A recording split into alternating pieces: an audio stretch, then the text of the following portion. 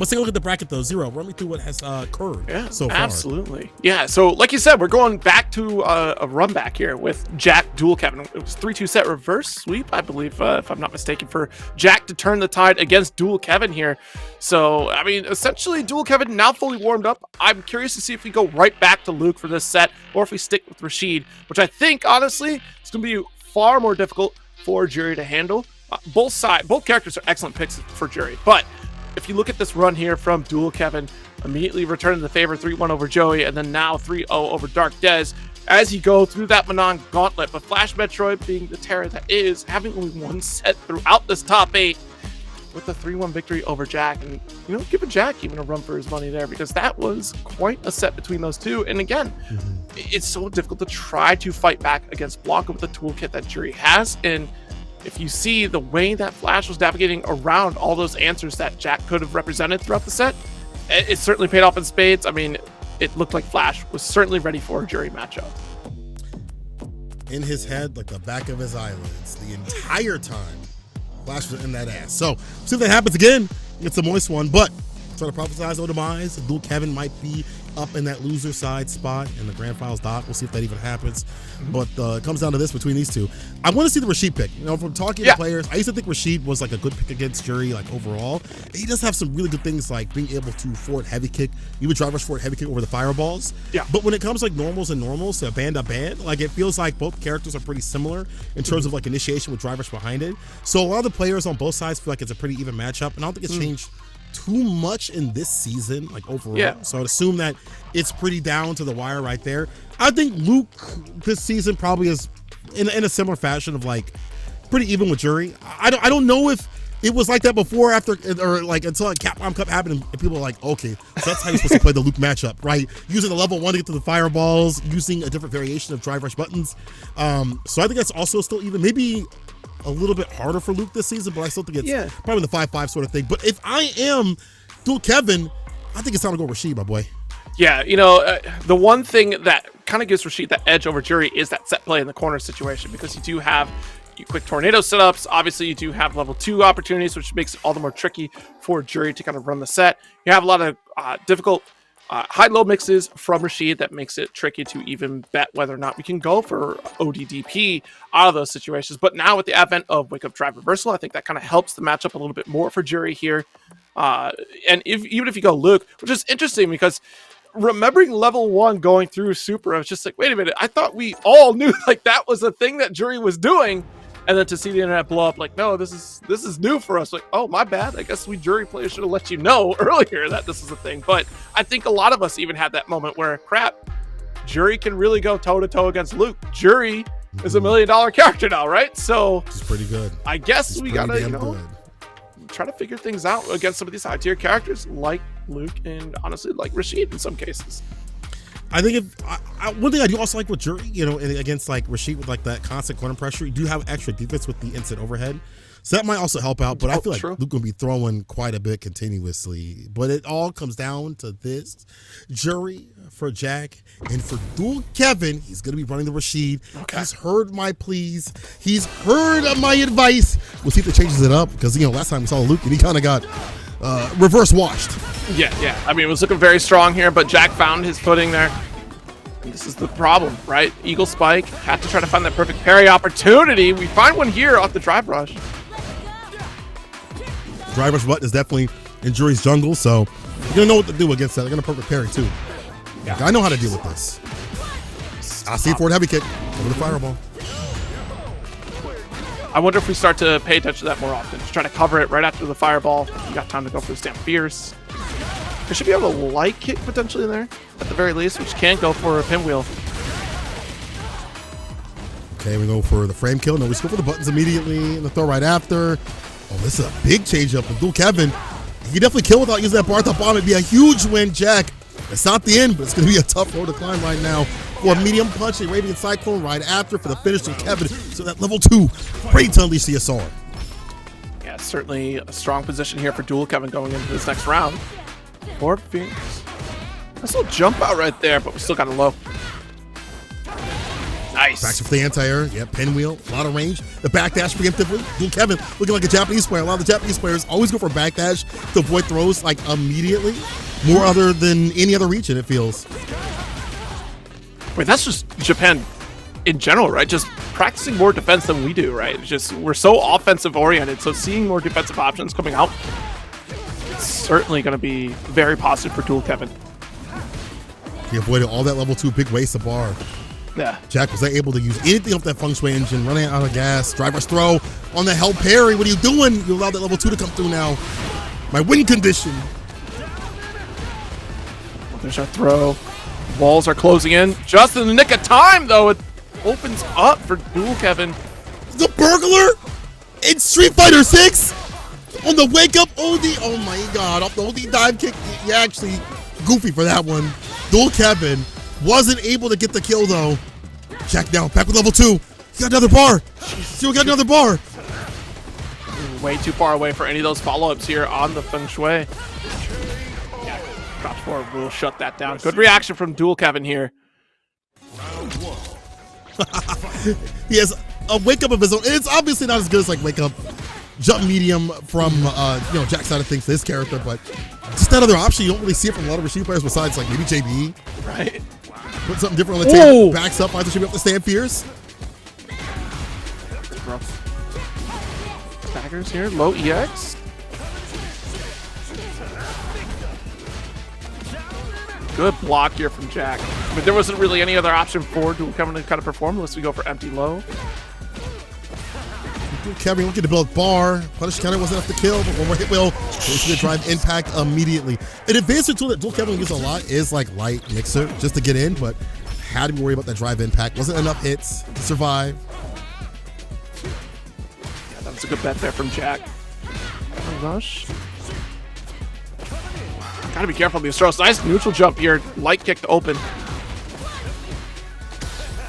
In the corner, breaks the throw.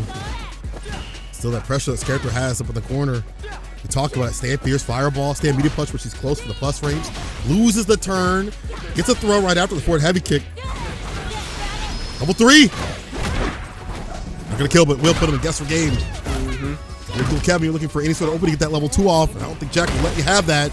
Probably OD fireball. No normal fireball. Spins no bar instead. Puts it in the string and the walk up throw. It's clean. Perfect. That's not a JAK. That was super smart. Save the bar for the follow up. I like that. Well played. Well played here. Yeah, I think that's kind of a great call for JAK in that situation because you are slowly chipping away, not giving that opportunity for level 2 activation. You get the stagger pressure for corner. Nice crash forward. Watching the stock up once again. Get that pressure on. The fireball, stand fierce. Sticks it in. Trying to take his turn back right after. It's not his to take. Empty throw. Here we go. Simple right after that perfect parry, and the damage is certainly mounting. Goodness. Another one? In his pocket. It's a left one this time. What's in your wallet? Take more though, almost in burnout. Have to keep him out. He actually plays around the idea of keeping him out. He goes for the slide, but JAK's gonna go for that chip out real soon. Yep. Chip with one more hit. Yeah. Dual Kevin almost got out. Like that was almost the right answer for Dual Kevin, if that was the right answer. Just the tip of the strong version of the Feng Shui spin. Tip of the grippers, instant overhead. We talked about that. The jump, medium punch, OD. That's such a great wake up option against damn near anything when it comes to throw. And Dual Kevin's been going for a lot. The anti with the crouch fierce locks him right back down to the ground. Still caught up in the corner, and JAK has level 3s that spin it here. With all the drive gauge off the target combo, another level 3 for the victory. JAK up 2. Will he double jeopardy? Another one of his fathers that is Dual Kevin. Another one? How many fathers has JAK buried? He's got 5. He's got 4 to 5. I think he's got. It's me, Ramsey, Dual Kevin. I think Zach also. A lot of fathers, but looking like Dual Kevin might become the son. I can't lie. Yes, don't get mad at me, Kev. Don't get mad at me for that one, Kev. Oh wait, Eli. I don't think Eli is actually. Correct me if I'm wrong. Okay. Eli, are you in the chat, bro? Are you one of the dads? I saw Eli with the motivational speech on Twitter as we all ran into today's competition here. Oh, Brian. You're right. Yeah. Yeah, Brian. Brian's one of those. Shout out to Brian and the other players that we have for this bracket that make it this far, but definitely showcase what they could do. I can't wait to see them enter again, but it comes down to this: who's going to get the win? We see a possible swift change over to Luke. I would assume that's why we went back to the character select screen. No, it's to take a second to breathe. What is that name? Buff Rashid level 2? Yeah, he's been rocking that all day. They took it away from him. They got to give it back. That's the whole crew. Rashid level 2. Cool. Disgusting. Nice jump medium while falling, though, not while rising. No pressure, stand fierce, a button this time. No fall through after that jab. Finds a whip punish. I don't know why he did that raw. I'm very surprised. -6 punish, stand medium punch starter. I do like this. Don't spend too much bar. Don't put yourself in burnout if you're dual Kevin just yet. Don't get ashy. Uh-oh. All right, so we do get that burnout. But final touch scenario here. Try to reach for it with that drive. Probably want a drive reversal. The throw. Yeah, that sweep was too far out, but he's still able to get the walk-up grip. But those grippers at set point here for JAK.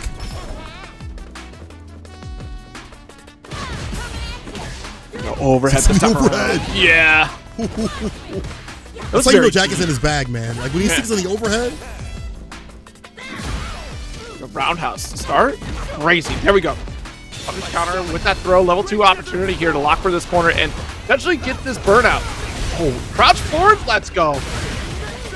He burns him out. OD follow up for a medium punch. This for a football combo. Tries to go for the medium crouch and medium punch. JAK spins his bar. But that's kind of a benefit here for dual Kevin. He does get some bar off the table here. But now it might not be so beneficial. Level 2 could be coming through. Custom combos all damn day. What would happen?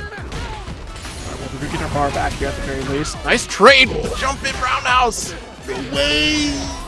He jumped in. He called up the OD fireball. Finds a fall in the same way that he died in the last game. It's the same way that he goes out of the tournament. JAK hits him with the target combo on the market at level 3. Standing on 10 toes as JAK as he moves on to the bracket. Double jeopardy.